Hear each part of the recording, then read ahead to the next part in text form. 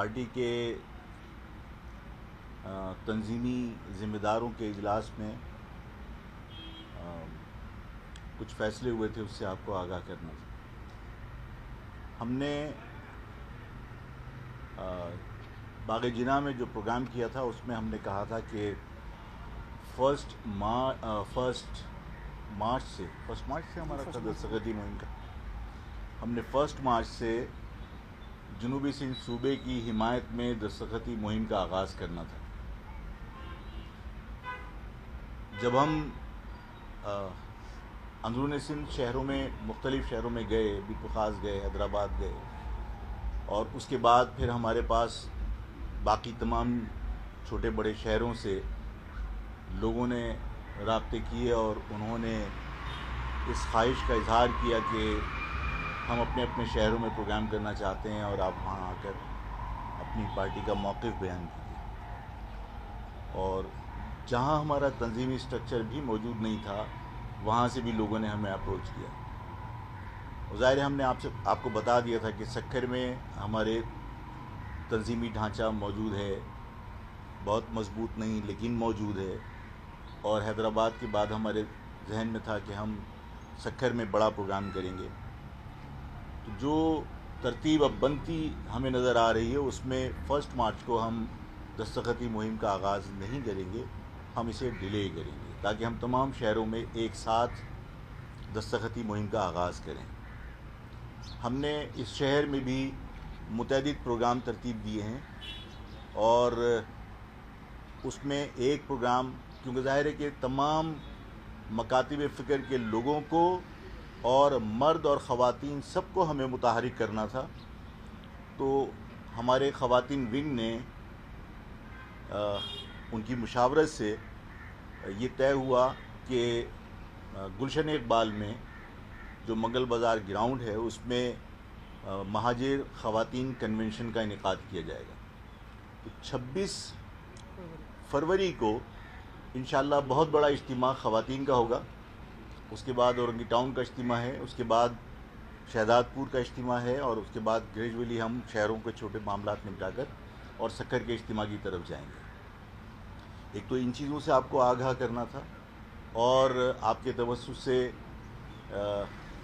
اس قوم کی تمام ماؤں، بہنوں اور بیٹیوں سے میری درخواست ہے کہ وہ 26 تاریخ کو جو مہاجر خواتین کا ایک عظیم الشان اجتماع ہونے والا ہے اس میں وہ ضرور شرکت کریں۔ اور ظاہر مہاجر قوم کی مائیں، بہنیں اور بیٹیاں، انہوں نے ہمیشہ اس مہاجر جدوجہد میں بڑا اہم رول ادا کیا ہے، چاہے وہ گھر کے مردوں کی گرفتاری کے بعد تحریک کو جاری رکھنا ہو، یا اسیر ساتھیوں کی معاونت ہو، یا تحریک کے کسی بھی کام کو ہم لے لیں، اس میں خواتین کا بڑا اہم رول رہا ہے۔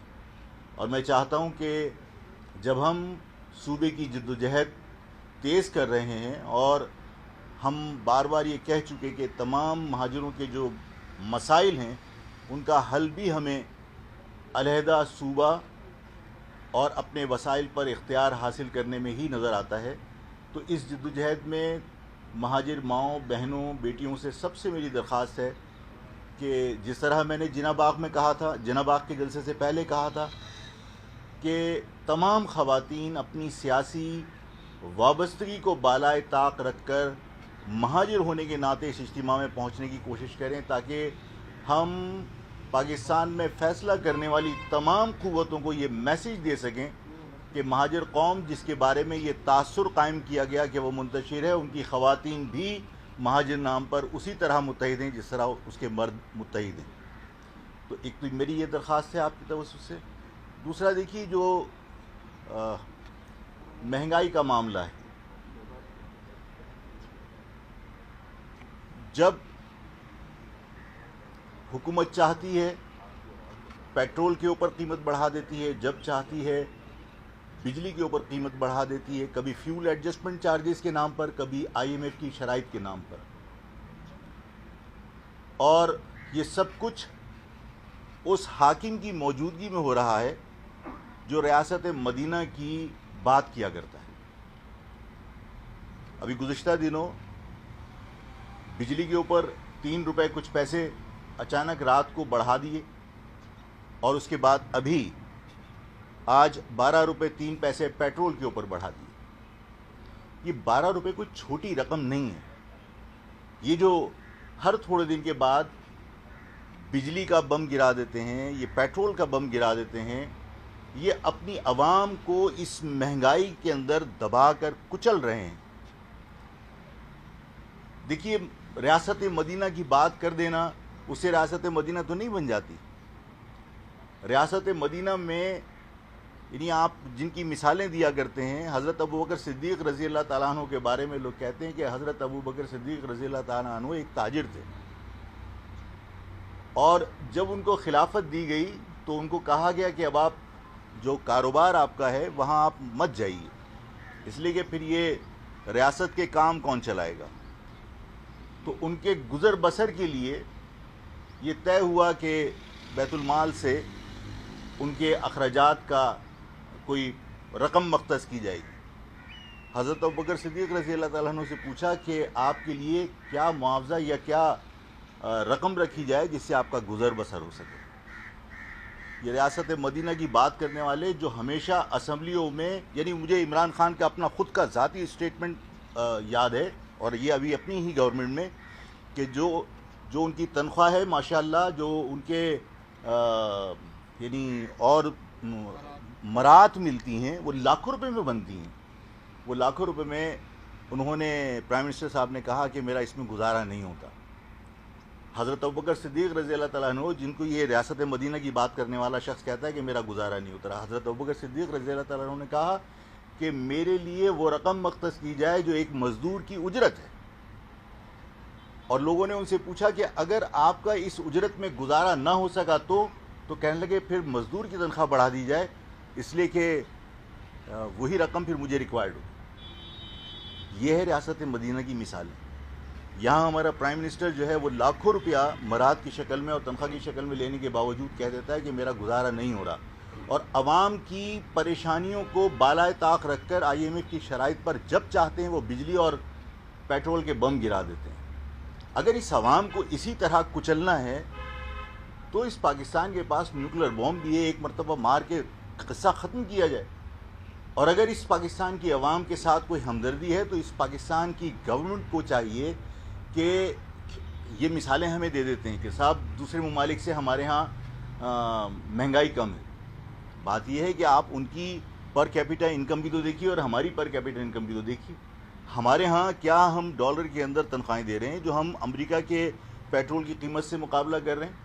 کیا ہم سعودی عرب کے طرح یہاں ریال دے رہے ہیں کہ ان کے ہم مہنگائی کا تناسب اور یہاں کے مہنگائی سے اس کا ہم کمپیریزن کر رہے ہیں؟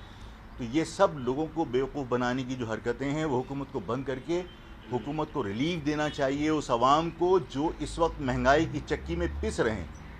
اور یہ ظلم و زیادتی بند ہونی چاہیے کہ قومی اسمبلی کے اراکین، صوبائی اسمبلی کے اراکین، وزراء اور مخصوص اداروں کی تنخواہوں میں اضافہ کر دیا جائے اور باقی عوام بھیڑ بکریوں کی طرح ان کو جو ہے وہ ٹریٹ کیا جائے کہ بھئی ان کے دکھ درد کا کسی کو خیال نہیں ہے۔ اور میں اس مہنگائی کے پسے عوام کو اور مہاجر عوام میں جو ہماری مائیں، بہنیں اور خواتین ہیں، بیٹیاں ہیں، میں ان کو کہتا ہوں کہ اس مہاجر کنونشن کو حکومت کے خلاف، اس مہنگائی کے خلاف ایک احتجاج کے طور پر وہاں شرکت کر کے اور اپنا احتجاج ریکارڈ کروائیں۔ سب سے زیادہ سفر ظاہر ہے یہ قوم کر رہی ہے۔ میں آج ایک ٹی وی پروگرام کے حوالے سے میری ایک ریکارڈنگ تھی۔ میں آپ لوگوں کے سامنے ایک گزارش کرنا چاہتا ہوں کہ دیکھیے، میں نے ایک بات کہی تھی کہ مہاجر نوجوان راتوں کو ہوٹلوں پہ بیٹھنا بند کریں، اور اس میں ظاہر ہے میں نے یہ بھی کہا تھا کہ جو لوگ آپ سے سودا نہیں خریدتے آپ ان سے سودا کیوں خریدتے؟ آپ ان کا بھی ظاہر ہے آپ کو احتیاط کرنی چاہیے۔ اس میں مجھے لوگوں نے کہا کہ آپ نے پختونوں کے خلاف بات کی ہے، تو میں آج عرض کر دینا چاہتا ہوں کہ دیکھیے، میں نہ اپنے الفاظ واپس لینے کے لیے کبھی آمادہ رہا۔ میں نے جو کہا وہ میں نے درست کہا تھا۔ لیکن اس کو جس انداز میں لوگوں نے لیا اور اس کے بعد جو ریئیکشن آیا اور پختونوں کے جو اسٹیٹمنٹس آئے، کچھ صحافی حضرات بھی جو نسلاً پختون ہیں ان کا رد عمل بھی آیا، تو مطلب یہ تو اب مجھے اندازہ ہوا کہ ہمیں، اگر میں اپنی قوم کو متحد کرنے کی بات کروں تو یہ کہا جاتا ہے کہ لسانیت کو ہوا دی جا رہی ہے، لیکن میرے کسی بیان پر پختون قوم کے تمام لوگوں کا جو اچانک رد عمل آیا تو اس سے مجھے لگا کہ مجھ سے زیادہ تو اتحاد وہاں ہے لسانی بنیاد پر۔ اچھی بات ہے، ہر قوم کو متحد ہونا چاہیے۔ میرا جس قوم کے حوالے سے یہ تاثر دیا کہ میں نے پختونوں کے خلاف بات کی، میں نے اگر یہ کہا ہے کہ اپنے لوگوں سے سودا لو تو بری بات نہیں ہے، اور میرا پختون قوم کے اندر بہت سارے تعلق ہیں، رشتے ہیں، رشتوں سے مراد دوستیاں ہیں، اور آج بھی لوگ ملتے ہیں۔ میں نے ان سے بھی کہا ہے، اور میں آپ کے توسط سے یہ بات پختون بھائیوں تک پہنچانا چاہتا ہوں کہ مجھ سے کہا گیا کہ آفاق احمد، سوال کیا گیا مجھ سے کہ آفاق احمد دوبارہ 80 کی دہائی کے حالات پیدا کرنا چاہتے ہیں اور انہوں نے لسانیت کو ہوا دی ہے۔ میں نے کبھی قومی دھارے کی سیاست تو کی ہی نہیں، میں نے تو ہمیشہ لسانی سیاست ہی کی ہے، تو یہ کوئی پہلا واقعہ تو نہیں ہے کہ میں نے کوئی ایسی بات کی۔ اور جہاں تک تعلق اس بات کا ہے کہ آفاق احمد کی کسی بات سے لسانیت کو ہوا مل رہی ہے اور کوئی خدا نہ کرے کوئی لسانی فساد کا خدشہ ہے، تو میں آپ سب کے گوش گزار کرنا چاہتا ہوں۔ میں نے کہا کہ پختون میرے بھائی ہیں، لیکن پختونوں کی وجہ سے اگر کوئی شہر میں تکالیف ہیں تو پختون رہنما بجائے اس کے کہ سرخ ٹوپیاں پہن کر میرے غصے میں کہیں اور جا کر اپنی پریزنس شو کریں، میرا خیال ہے کہ انہیں بیٹھ کر یہاں اس شہر کے مسائل کو ڈسکس کرنا چاہیے، کیونکہ جن مسائل کی وجہ سے پریشانی کے اندر لوگوں کا رد عمل سامنے آیا ہے، اس چیز کو ہوا ملنے سے حالات خراب ہو سکتے ہیں۔ انہیں ڈسکس کرنی چاہیے کہ پشاور کے بارے میں اگر پوچھا جائے تو لوگ یقیناً یہ کہیں گے، اور وہ خود بھی فخریہ کہیں گے کہ یہ پختونوں کا شہر ہے۔ اگر لاڑکانہ کے بارے میں ڈسکس کی جائے تو یقیناً لوگ کہیں گے کہ ہاں یہ سندھیوں کا شہر ہے۔ یہ عجب سما ہے، عجیب سی بات ہے کہ جو چیز ان کی وہ ان کی، اور جو چیز میری وہ سب کی۔ یہ تماشا جو ہے وہ ہمیں قبول نہیں ہے۔ یہ شہر جس میں ہمارے بزرگ، ہمارے آباء و اجداد یہاں آ کر آباد ہوئے تھے، یہ شہر ویران اور غیر آباد تھا، نہری زمین یہاں نہیں تھی، جس کی وجہ سے سندھ کے لوگوں نے بھی ہمیں آگے کی طرف دھکیلا۔ یہ ایک ڈیزرٹ کی طرح تھا۔ یہ تو اس قوم کی صلاحیتیں تھیں، ہنرمند تھے، پڑھے لکھے تھے، کہ انہوں نے اپنے ہنر کی وجہ سے اس شہر میں انڈسٹریلائزیشن کو پروموٹ کیا اور یہاں جاب اپورچونٹی کریٹ کی۔ اور جب انڈسٹریلائزیشن پروموٹ ہوئی، پیسے آئے اور اس شہر کو انہوں نے ڈیولپ کیا اور باہر سے بھی لوگ آئے، تو ہم نے ہمیشہ سب کو ویلکم کیا، اس لیے کہ ہر شخص کا حق ہے کہ وہ روزگار کے حصول کے لیے کہیں بھی جا کے آباد ہو۔ لیکن اس شہر میں قانون ایسا لگتا ہے کہ وہ صرف میرے لیے ہے، باقی جو لوگ آئے ہیں وہ قانون سے مبرہ ہیں، اور حکومتوں کی اس جانبداری کی وجہ سے جو لسانی بنیاد پر ہے، پٹھان مہاجر ڈفرینسز پیدا ہوئے، پنجابی سندھی یا پنجابی مہاجر یا سندھی مہاجر ڈفرینسز پیدا ہوئے۔ یہ جان بوجھ کر کیا جاتا رہا تاکہ یہ ڈفرینسز جو ہے یہ ان کے لیے اعلی کار لوگ پیدا ہو سکیں۔ اگر حکومتیں اور حکومت کے ماتحت ادارے تمام لوگوں کے لیے قانون کو یکساں بنا دیں اور سب کے اوپر اس کا عمل درآمد ہو، تو ظاہر ہے اس شہر کے اندر کسی کو احساس یہ نہ ہو کہ میرے ساتھ لسانی بنیاد پر زیادتی ہو رہی ہے۔ اب جو بات میں آپ سے عرض کرنا چاہتا ہوں اس میں پھر وہ تاثر نہ لے لیا جائے کہ میں نے پختون کے خلاف بات کی. آپ یوں سمجھ لیجئے کہ کوئی خدائی کوئی عجیب سی الگ سے مخلوق ہے جو اس شہر میں انڈاکومنٹڈ بزنس کر رہی ہے. میں کہوں پختون تو پھر آپ کہیں گے کہ پختونوں کے لیے کہہ دیا. وہ کوئی بزنس ان کا ریکارڈ پر نہیں. میں چھوٹے سے مکان کی بھی ٹرانسفر کے اوپر سی وی ٹی بھی دے رہا ہوں. میں آپ کی کوئی چیز پرچیز کر رہا ہوں تو جی ایس ٹی بھی دے رہا ہوں. میں کوئی کاروبار کر رہا ہوں تو انکم ٹیکس میں رجسٹرڈ کروا کر میں وہاں انکم ٹیکس بھی دے رہا ہوں, اپنی ویلتھ ٹیکس بھی دے رہا ہوں. میں بغیر اکاؤنٹ کے ٹرانزیکشن بھی نہیں کر سکتا. یہ ساری پابندیاں میرے اوپر ہیں.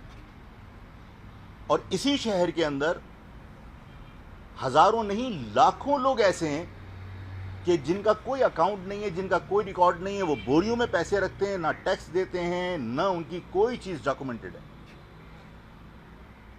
بغیر کسٹم کے سامان آتا ہے.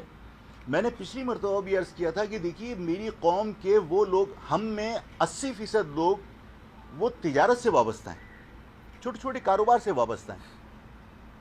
آپ دیکھیے میری کسی بات کو یہ بار بار کہہ دینا کہ میں لسانی ہوا دے رہا ہوں.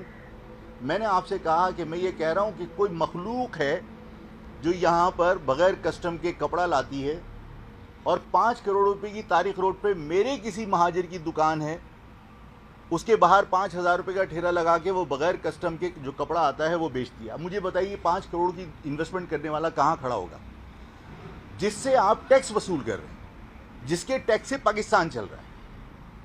یہی حال کراچی کے تمام کاروباری مراکز پر ہے کہ وہ لوگ, اب میں کیسے, میری کمیونٹی, میری قوم جو تجارت سے وابستہ ہے وہ ان سے مقابلہ کیسے کرے کہ بغیر کسٹم کے وہ تمام چیز لے کر آ رہے ہیں. کوئی کاروبار ان کا ڈاکومنٹڈ نہیں ہے, وہ ٹیکس نہیں دے رہے, وہ جی ایس ٹی نہیں دے رہے, وہ ویلتھ ٹیکس نہیں دے رہے, وہ سیل ٹیکس نہیں دے رہے, وہ سی وی ٹی نہیں دے رہے. بوریوں میں پیسہ ہے اور بوریوں میں پیسے سے کاروبار کرتے ہیں. اس شہر کے لوگ اگر ان کا کاروبار تباہ ہوگا تو میں نے عرض یہ کی تھی کہ آفاق احمد اس گناہ کا آپ مجرم ٹھہرا دیجئے کہ آفاق احمد نے کوئی لسانی بات کی تھی. آفاق احمد کو پولیٹیکلی, آفاق احمد کو فزیکلی ایلیمینیٹ کر دیجئے. لیکن اگر ان حالات کو کنٹرول نہیں کیا تو آفاق کے مرنے کے بعد بھی آپ کسی بڑے فساد اور کسی بڑے بلڈ شیڈ کی توقع رکھیے, اس لیے کہ لوگ جب بھوکے مریں گے تو اس نظام کو کچھ چاٹے گا نہیں. اس شہر میں میری قوم کے لوگوں کا بزنس بری طرح متاثر ہو رہا ہے. یہ علاقہ غیر نہیں ہے. یہاں پر باڑہ مارکیٹیں اس کراچی کے کلچر کو تباہ کر رہی ہیں. ہمارا اپنا ایک کلچر ہے جس میں میری بچیاں یونیورسٹی اور کالج جاتی ہیں. اگر ان کے راستے میں کرسیاں ڈال کے ہوٹل کھلا ہو اور وہ یعنی ببانگے دوہل یہ کہے کہ خواتین کو گھر سے نکلنے کا ضرورت کیا ہے, کہ گھر میں رہو, تو یہ ٹرائبل ایریاز کو یہاں آپ اسٹیبلش کر رہے ہیں, تو میں اور آپ کیسے جئیں گے؟ میری قوم کے لوگ جن کی بچیاں کالج یونیورسٹی میں جاتی ہیں وہ کیسے جئیں گی؟ ہمیں اس کلچر کو یہاں پر مسلط نہیں ہونے دینا. دیکھیے جتنے لوگ آئے, میں آپ لوگ اگر پختون کے بارے میں یہ سوچتے ہیں کہ میں نے کہا, پختون ہی نہیں اس ملک کی تمام قومیتیں یہاں کاروبار کرنے کے لیے, یہاں روزگار کے لیے آئیں اور وہ قانون کے دائرے میں رہ کر اس شہر کا جو نظام ہے اس نظام کو تباہ کیے بغیر یہاں کاروبار کریں. خدا کی قسم ہم انہیں بھائیوں کی طرح گلے لگائیں گے.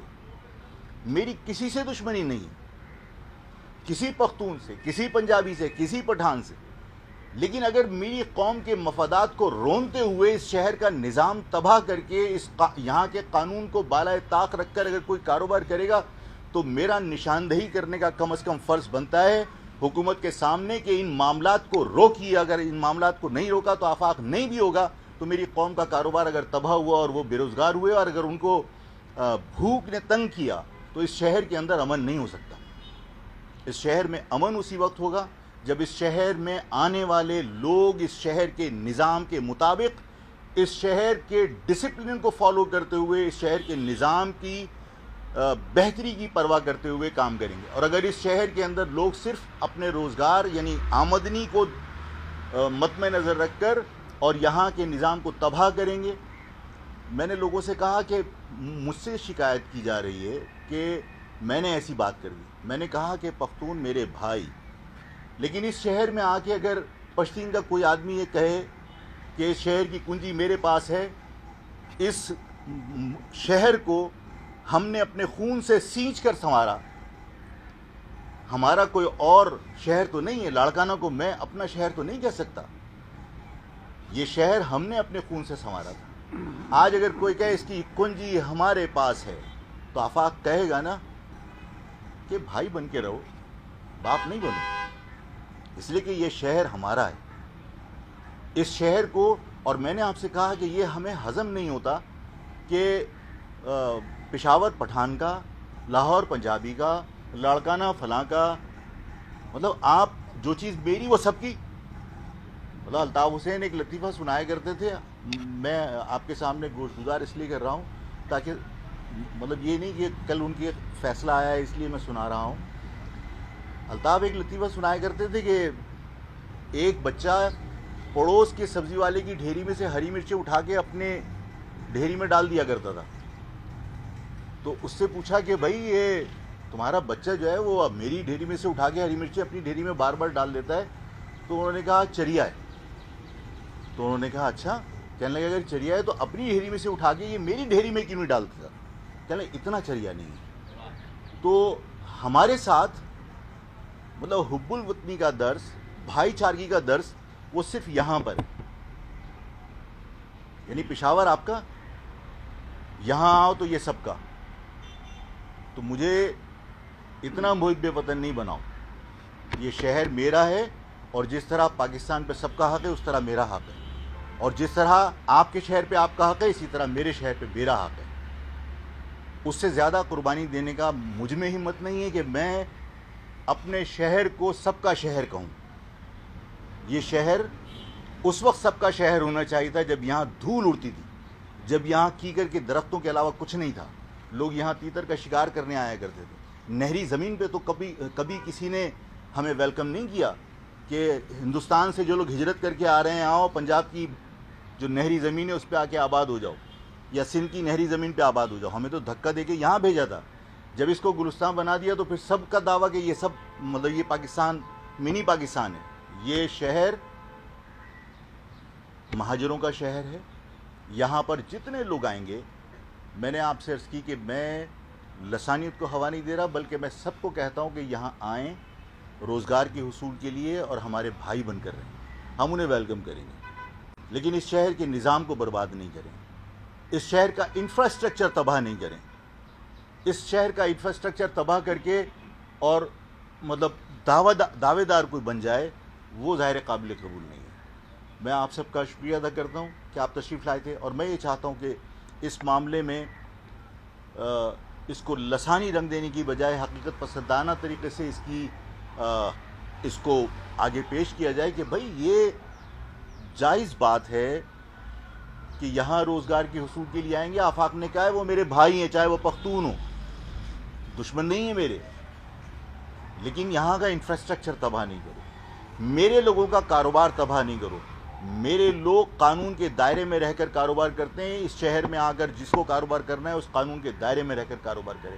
اور اگر حکومت نے ان کو جو ریلیف دیا ہوا ہے کہ وہ نان کسٹم چیزیں لا کے پورے شہر کے اندر پھیلا رہے ہیں، وہ سب چیزیں رکنی چاہیے. اور میں نے کہا کہ یہ مت کہہ دیجیے گا کہ آفاق نے پھر پختون کے لیے کہا. کوئی مخلوق ہے جو اوپر سے آئی ہے جس نے یہاں پر غیر کسٹم شدہ چیزوں کو پھیلا کر میرے شہر کا کاروبار تباہ کیا ہے. اس کو روکا جائے، اور اگر نہیں روکیں گے تو میں نے کہا کہ آفاق نہیں بھی ہوگا، آفاق مر بھی جائے گا تو اس شہر کے اندر مہاجر قوم اگر خدا نہ کرے اس کا کاروبار تباہ ہو گیا، اس کا یہاں پہ جس طرح ہم نے یہاں کلچر اپنا بھائی چارگی کا ڈیولپ کیا، اگر وہ تباہ ہو گیا اور یہاں قبائلی سسٹم مسلط کرنے کی کوشش کی تو پھر آفاق نہیں بھی ہوگا. تو الزام کس کو دو گے؟ لیکن یہ شہر فساد کی نظر ہو جائے گا. آپ سب کا شکریہ. آفاق صاحب یہ بتائیے گا، لطیفہ بھی آپ نے سنایا، الطاف حسین صاحب کا فیصلہ بھی آ گیا، کیسے دیکھتے ہیں اس فیصلے کو اور کیا سمجھتے ہیں کہ ان کو پاکستان میں سیاست کے لیے دروازے کھلنے چاہیے؟ دیکھیے، فیصلے کی تعریف یا فیصلے کے اوپر تبصرہ تو عمران خان کو کرنا چاہیے، جنہوں نے برطانیہ کی عدلیہ کو اپنا آئیڈیل بنا کر پیش کیا تھا، اور انہوں نے کہا تھا کہ جناب برطانیہ جیسی عدلیہ پاکستان میں ہونی چاہیے. تو اب ان کی آئیڈیل جوڈیشری نے کوئی فیصلہ کیا ہے، اب اس پہ تبصرہ وہی کریں. اور جہاں تک آپ کے دوسرا سوال جو آپ کا ضمنی سوال تھا کہ کیا ان کو سیاست کی آزادی ملنی چاہیے، تو ہمارے کہنے پر نہ پابندی لگی تھی، نہ ہمارے کہنے پہ انہیں آزادی ملے گی. اسٹیبلشمنٹ نے فیصلہ کیا تھا. اب اس فیصلے کے بعد بھی اگر کوئی فیصلہ ہوگا تو وہ اسٹیبلشمنٹ کو کرنا ہے، ہمیں نہیں کرنا. ٹھیک ہے. اچھا افاق بھائی، آپ ہمیشہ سے جنوبی صوبے کے دائی رہے ہیں، لیکن جس طرح آپ لوگ جنوبی صوبے کے لیے مہم چلا رہے ہیں، اس طرح تو صوبے نہیں بنتے. جیسے کے پی کے میں ہزارے والوں کا کوئی اکثریت نہیں، لیکن انہوں نے نیگوشیشن کر کے اسمبلی میں قرارداد ریزولوشن پاس کروا دی. لیکن سندھ کی اسمبلی میں تو کوئی ایک بندہ نہیں صوبے کی بات کرتا. آپ لوگ دستخطی مہم چلا لیں یا جلسے کر لیں، اسے کیا فائدہ ہوگا؟ کوئی بات نہیں، مطلب صرف ایک آپشن نہیں ہے کہ اس میں آپ کے کانسٹیٹیوشن میں پروویژن ہے یا نہیں ہے. میں نے لوگوں سے کہا کہ دیکھیے بعض اوقات یہ ہوتا ہے کہ حالات ایسے پیدا ہو جاتے ہیں کہ صوبے پھر ناگزیر ہو جاتے ہیں. اور ایسا نہیں ہے کہ پہلے کبھی مطلب صوبے میں کوئی تبدیلیاں کی گئی ہوں تو 2/3 میجورٹی سے کوئی ریزولوشن پاس کی گئی ہو. کراچی صوبہ سندھ کا حصہ نہیں تھا. ایک ایگزیکٹو آرڈر کے تحت صوبہ سندھ کا حصہ بنایا گیا نا.